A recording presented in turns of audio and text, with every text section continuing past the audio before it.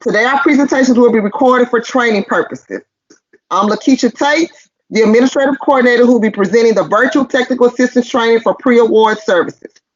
We really appreciate you being able to join the Virtual Technical Assistance Training online today in lieu of in-person technical assistance training. If you have any questions, put all questions in the chat box and they will be answered during the presentation or at the end of my presentation. So we can provide you an even better experience. We're collecting feedback on how we perform in our presentation. So for the attendees who previously RSVP, you will receive a survey in your email. We ask that if any attendees who didn't RSVP prior to please submit your email information to our Community Involvement Coordinator, Karen Franklin, and her contact information is provided to you in the chat box. We would like for you to please complete the survey and submit it back to the appropriate staff. Some of you who are not very familiar with pre-award services say, what is pre-award services? Pre-award services lays the foundation for compliance at the earliest phase of the project by effectively reviewing solicitation language and ensuring your contract documents meet compliance expectations. By reviewing and approving required compliance documents such as participation plans for MWSBE and Section 3 programs and pay-or-play required documents, which will maximize performances and minimize risk on housing community development projects. What are the benefits of pre-award services? Pre-award services provides benefits by ensuring the contracting parties receive detailed guidance on applicable program requirements to prevent project delays and non-compliance. For example, once pre-award services has been notified of the awardee, an email is disseminated to the contracting party providing them guidance and compliance expectations as it relates to MWSBE, Section 3, and pay-or-play program. Also, pre-award services schedules informational meetings with the contracting party to discuss pre-award program compliance requirements.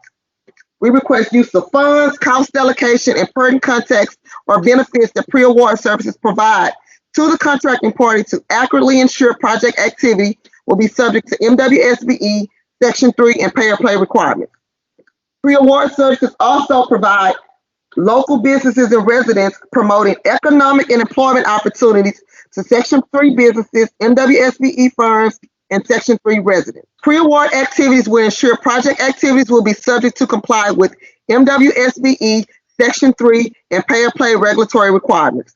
This section of the pre-award presentation will provide you the pre-award documents that must be submitted on behalf of the general contractor before project activity can proceed. In this section, I'm going to discuss the pre-award requirements as it relates to minority women-owned small business enterprise known as MWSBE. Pre-award services requires the general contractor must submit an MWSBE participation plan along with signed letters of intent. The MWSBE participation plan, which is document 470, must demonstrate meeting the advertised goal requirements. If a general contractor fails to meet the MWSBE goal requirements, then document 470, 471, and 472 must be completed. Only firms certified through the City of Houston Office of Business Opportunity can be utilized toward the MWSBE goal achievement. How do you achieve the MWSBE goal? Make sure that your MBE and your WBE are two separate subcontracting goals that must be met individually. Any excess of an MBE or WBE goal cannot be used to meet the deficit of an MBE or WBE goal. Only 4% SBE substitution can be used to either meet your M, N, or W, but both cannot get 4%. The use of one MWSBE certified firm to meet multiple goals on a contract is prohibited. I see a lot of contractors list the MWSBE firms. You only can use one firm to meet your MBE, WBE, or SBE. You can refer to document 808 of the City of Houston MWSBES policy for guidance. You can visit OBO's website at www.houstonpx.gov and click on the direct link to search for over 3,500 certified vendors. I only want to see certified firms listed on your participation plan that are currently certified, not pending, not in the review status, not the firm submitted their application 2 weeks ago. The firms listed on your MWSBE participation plan must be currently certified through the City of Houston Office of Business Opportunity. Next slide. This is the MWSBE participation plan, which is referred to as the document 470. This document captures the MWSB participation that the contractor commits to achieve for the contract. It helps the pre-award administrative coordinator determine whether the contract has a plan to actually meet the advertised goal. The general contractor is required to submit the document 470 along with the MWSBE signed letters of intent. Next slide. Pre-bid good faith efforts document is known as document 471. It allows the contractor to document good faith efforts to meet the advertised MWBE goals. It allows the administrative department, which is the Office of Business Opportunities, to see if contractors' efforts made to find MWSBE firms. General contractor must fully complete the bottom portion of the document, including the certified firm's name, address, contact name, phone number, and email. Next slide. The contractor deviation goal request, which is document 470, is to fully be completed by the general contractor. It allows the contractor to explain two things: why the contractor was unable to meet the advertised MWBE goals, and what good faith efforts the contractor made that were not captured on the document 471, and provide additional justification. They must complete the form and sign the bottom, including the certified firm's name, address, contact name, phone number, and email. Next slide. Here's an example one of an MWSB participation plan. The contractor has listed 5 different firms to provide services. The contractor's participation plan is a total of 19% MBE, 11% WBE, and 4% SBE. Next slide. Now we're going to calculate the MWSB participation plan for example 1. The advertised goal is 34%, which is 23 MBE and 11% WBE. Remember, these are 2 separate goals that must be met individually. The contractor proposed plan has SBE, which SBE, they're going to substitute 4% that may be used for MBE and or WBE goal. They have their MBE goal at 19%. So the contractor decided to add their 4% substitution to the 19% MBE goal to get 23%. Their WBE goal is listed at 11%. So you take the 11% with the 23% of the MBE and you get a 34%. Does this MWSB participation plan meet the minimum goal requirement? Yes. Next slide. Here's an example 2 of an MWSB participation plan. The contractor listed firms, a firm for SBE services and 4%. They listed firm for WB services for 7%. Another firm for painting services for 5% for MBE. They listed another firm for MBE services for plumbing 6%. Another firm for MBE services for 10% electrical. And they listed the same firm that they listed for janitorial services for landscaping service for 2%, and they listed them as an MBE. So the bidder's participation plan total, we're going to go ahead and calculate the MWSB participation plan. We know that the advertised goal requirement is 34%, which 23% is MBE, 11% is WBE. Remember, these are 2 separate goals that must be met individually. The contractor proposed participation plan has SBE 4% substitution, which you may be used for the MBE and or WBE. The contractor listed 23% for MBE.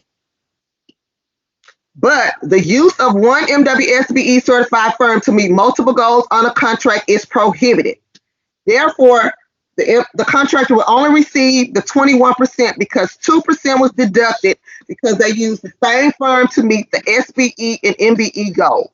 They listed the WBE goal at 7%. So the 4% substitution can be added to the WBE goal, which brings the WBE goal at 11%. Does this MWSB participation plan meet the minimum goal requirement? No, because the contractor used an MWSBE firm to try to meet multiple goal requirements. This participation plan will be deemed non-responsive. Next slide. In assessing the MWSBE participation plan, the contractor must submit the document 470 along with the signed letters of intent for each subcontractor or supplier listed for MWBE goal credit. The prime contractor must fill in each box completely and sign the document. All required documents must be provided And the participation plan must demonstrate meeting the minimum goal requirements in order to be deemed responsive. If an MWSBE participation plan and letter of intent are deemed responsible, woohoo, you're going to see a congratulations email to the contracting party recommending that we can proceed with scheduling another pre-construction meeting. If a prime contractor fails to demonstrate meeting the minimum goal requirements, an email will be sent to the contracting party notifying them that the MWSBE participation plan is non-responsive and does not meet the minimum goal requirements. Next slide. If your MWSBE participation plan does not meet the minimum goal requirements, the MWSBE participation plan, which is document 470, the pre-bid good faith efforts, which is document 471, and your MWSBE goal deviation request form, which is document 472, will be forwarded over to the administrative department, which is the Office of Business Opportunity, to further evaluate your good faith efforts along with any other supporting documentation. The Office of Business Opportunity has a standard processing time of 7 to 10 business days, provided all of your information is submitted. Each time new information is requested and submitted, the days can restart. Pre-award service is excluded in the evaluation of a non-responsive MWSBE participation plan submitted to OBO. OBO will only be in contact with the contracting party and provide pre-award service with the final recommendation. Pre-award requirements must be reviewed and approval prior to recommending the pre-construction meeting and notice to proceed. Next slide. We're getting to our Section 3 pre-award requirements. A Section 3 participation plan with signed letters of intent must be submitted on behalf of the general contractor. Only firms certified through the Housing and Community Development can be utilized towards your goal achievement. That e-bid announcement will be for any new contracting opportunities. Your employment opportunity announcement will need to be submitted for any new employment opportunities. Next slide. Section 3 numerical goal requirements are for any contract in excess of $100,000 are required to meet the numerical goal requirements listed below. The numerical goal requirements in no particular order is 3% of your soft cost budget. You will be required, that means professional services, non-construction related activities, 3% of that total soft budget should be awarded to our Section 3 certified businesses. 10% of your total hard cost award should be awarded to the certified Section 3 business. And you have a 30% new hire goal. If you require any additional workforce, 30% of your new hires should be selected from our current Section 3 resident directory or qualify as a Section 3 resident. If a contractor fails to meet their numerical goal requirements, they bear the burden of demonstrating good faith efforts to meet goal requirements. Contractors must adequately document all efforts taken to comply with the requirements of Section 3 and explain, despite their efforts to the greatest extent feasible, the minimum numerical goals were not met. Pre-award services will take each contractor explanation into consideration when making compliance determination regarding your Section 3 numerical goal requirement. Next slide. Here's a copy of the first page of the Section 3 participation plan. General contractor must review the Section 3 requirements regarding the Section 3 hiring and subcontracting. Part 2 is the Section 3 trigger. If there are no new employment or subcontract opportunities, check the boxes that apply. Next slide.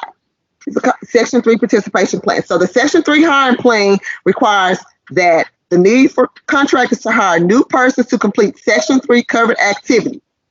The Section 3 hiring goals is governed by our 24 CFR 135.30B. Number 2 requires that contractors and subcontractors commit to 30% of all new full-time employment opportunities must be directed to employ Section 3 residents. If there is no need, an anticipated need for employment or contracting opportunities, complete Part 2. Next slide.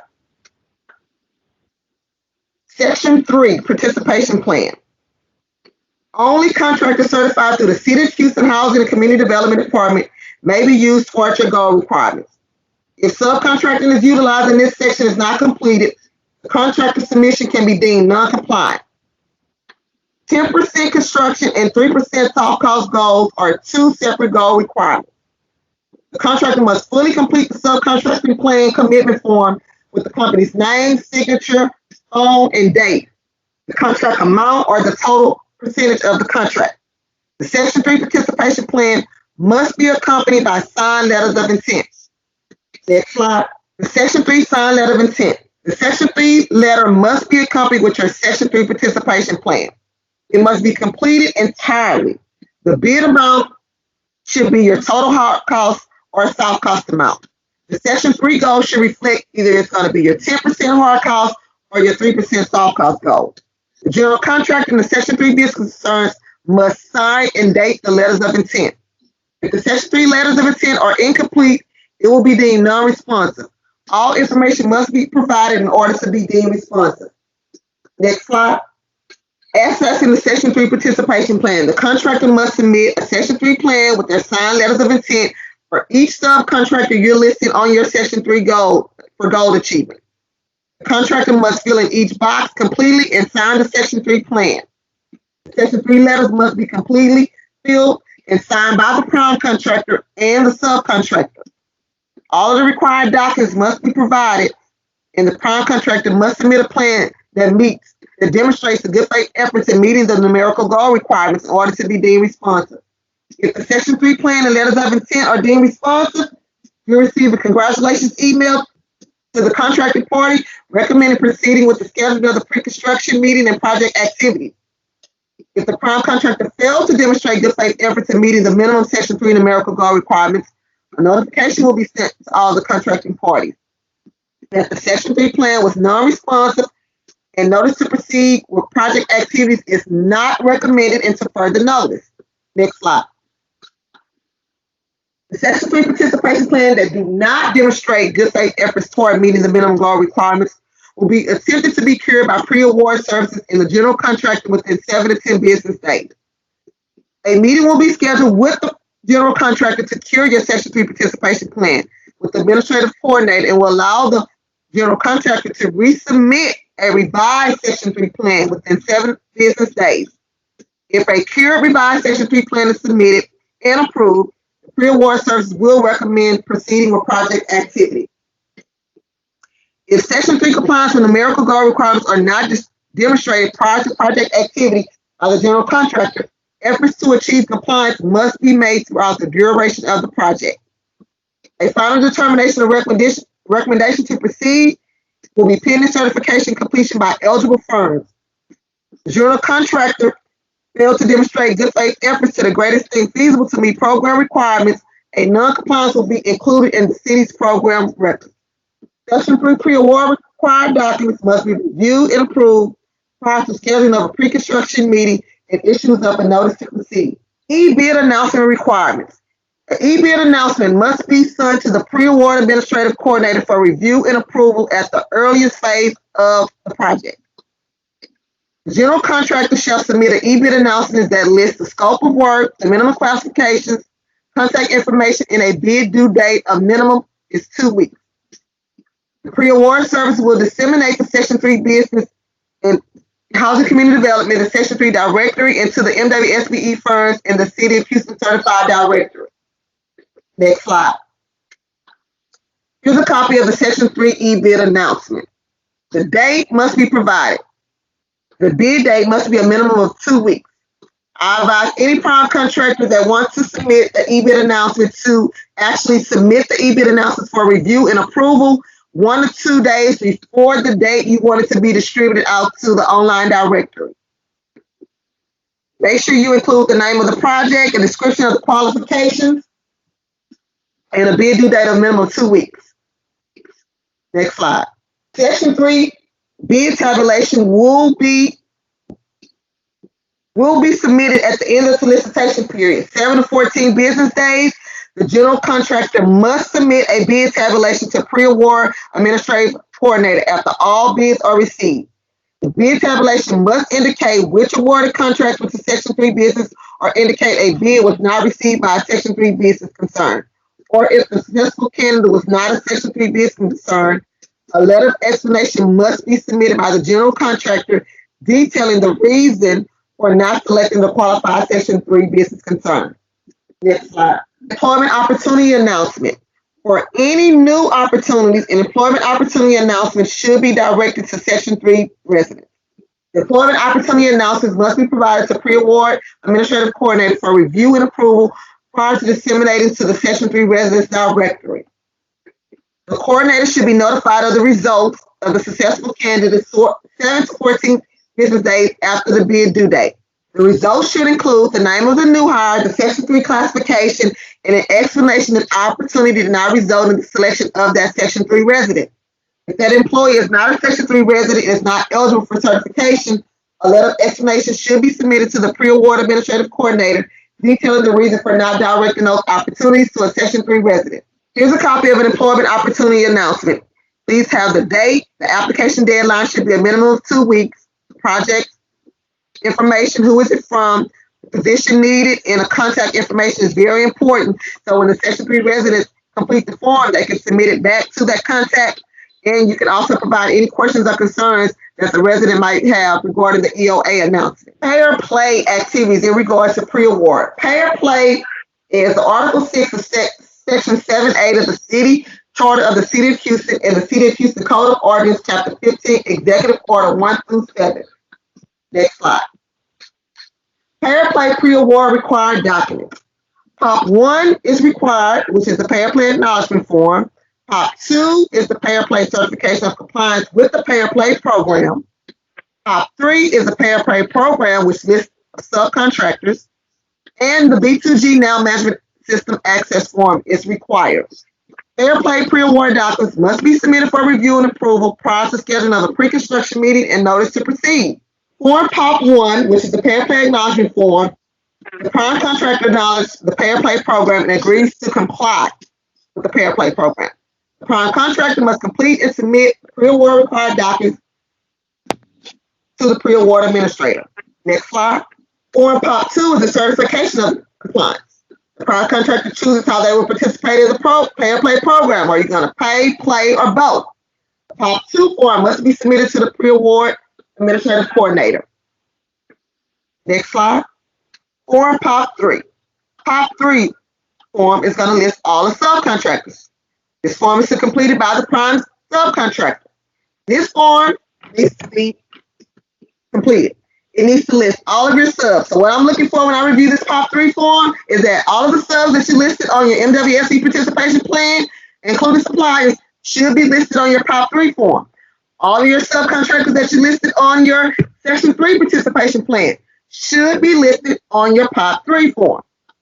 Please fill it out and submit it to pre-award services coordinator. Next slide. The B2G access request form should be filled out by the general contractor. It should list whoever will be responsible for your pay or play compliance requirements. This form is required to be submitted to your pre-award services coordinator. Next slide.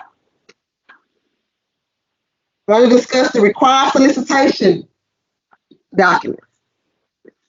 Solicitation language. Before advertising for a general contractor or subcontractor, review of solicitation content and attachments must be submitted for review to ensure applicable program requirements are included. A copy of any solicitation content must be sent to the pre-award administrative coordinator to review and approve. Next slide.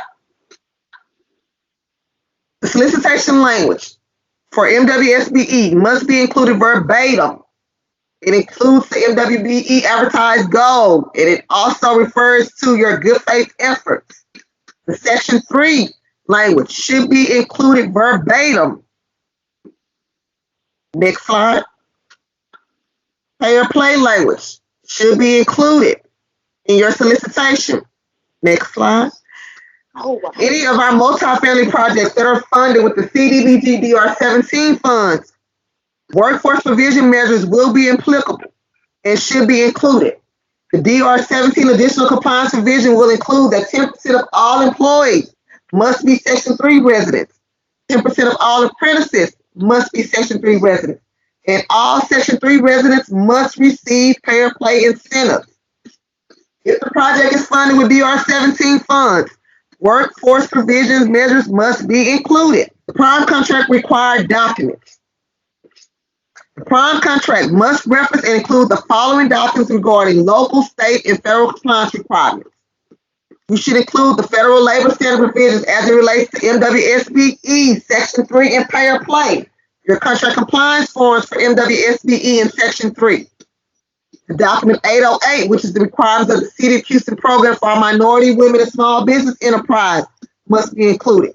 The City of Houston good faith efforts policy must be included. If the project is funded with CDBG DR-17s for multifamily projects, Workforce Provision Appendix 15 must be referenced and included. So let's take the language for MWSBE, Section 3, and pay or play must be included in your construction contracts. Before you execute a construction contract, a draft copy of all construction contracts must be provided to the pre-award administrative coordinator for review and approval to ensure the required compliance language and documents are included for the applicable programs. Next slide. Here are some red flags regarding the pre-award compliance. Please sign letters of intent and submit them with your participation plan. Failure to have the Section 3 business or MWSBE firm sign the letters of intent. Do not list firms that are not certified on your Section 3 plan or does not have an active certification. Regarding Section 3, they must be certified with the City of Houston Housing Community Development Department. We encourage HUD self-certification, but it is not allowed on the Section 3 participation plan. You will not receive gold achievement for self-certification with HUD. Listing firms that are not certified for the City of Houston Office of Business Opportunity on your MWSBE participation plan. They must have an active certification. Contractor substituting more than 4% SBE is not allowed. Please do not put more than 4% substitution on your MWSBE participation plans. Contractor failure to demonstrate all Section 3 numerical goal requirements. You have 10% hard costs, 3% soft costs, 30% new hire. Listing MWSBE and Section 3 business concerns for gold credit without notification. This is why the signed letters of intent is very important. It cannot be bypassed. We are not waiving you not having a signed letter of intent. Signed letter of intent must be for all firms you list on the MWSBE participation plan, as well as the Section 3 participation plans. Failure to submit pre-award documents for review and approval in a timely manner. If you have a timeline where your construction date is May the 6th, don't send me a participation plan or your required documents a week before. My standard processing time is 7 to 14 business days. Simply ask questions. When are the pre-award documents required to be submitted? The pre-award documents must be submitted before I can issue or recommend a pre-construction meeting and notice to proceed. They must be reviewed and approved. Who do we send the pre-award documents to? Submission should be sent to your administrative coordinator, Lakeisha Tate. My email information is provided. What are the next steps following the submission of the pre-award document? The administrative coordinator will review the documents for completion and compliance before a recommendation to proceed based on the responses of required documents. If the MWSBE participation plan is deemed non-responsive, what is the next step? Your plan, along with document 471, 472, and all supporting documents will be forwarded over to the Office of Business Opportunity to review and secure your plan within 7 to 14 business days. Communication regarding that non-responsive plan will be between the Office of Business Opportunity and the contracting party. The Office of Business Opportunity will notify me with a good faith effort determination, the final recommendation. If the Section 3 participation plan is deemed non-responsive, what is the next step? The administrative coordinator will schedule a meeting with all parties in effort to secure the Section 3 plan within 7 to 14 business days. Next slide. What are the citywide aspiration MWEB goal requirements? Construction-related goal, advertised goal requirements is 34%, 23% MBE, and 11% WBE with a 4% SBE substitution. Only on construction. Only the firm certified to the City of Houston Office of Business Opportunity can be used to meet participation goals. What are the Section 3 numerical goals? We have the 10% hard cost, 3% soft cost, and the 30% new hire. How are the pre-award good faith efforts evaluated? It's evaluated on a case by case to determine if the contractor complies with the City of Houston good faith efforts policy. Can you receive dual credit if a contractor is Section 3 or MWSBE certified? Yes. If the contractor is certified as an MWSBE firm through the Office of Business Opportunity and meet our Section 3 certification requirements, dual credit can be received. When should the e-bid and EOA announcement be disseminated? New contracting and employment opportunities should be sent to the administrative coordinator at the earliest phase of the project. Are there any questions or comments at this time? This concludes the pre-award services presentation. Thank you for attending our pre-award services virtual technical assistance. So we can provide you an even better experience, we're collecting feedback on how we performed in our presentation. You should receive a survey in your email shortly. Please complete and send it back to the appropriate staff. Patricia Holcomb will be presenting our Section 3 virtual technical assistance training, which will begin at 9:15. Thank you, and I hope you enjoy our next presentation.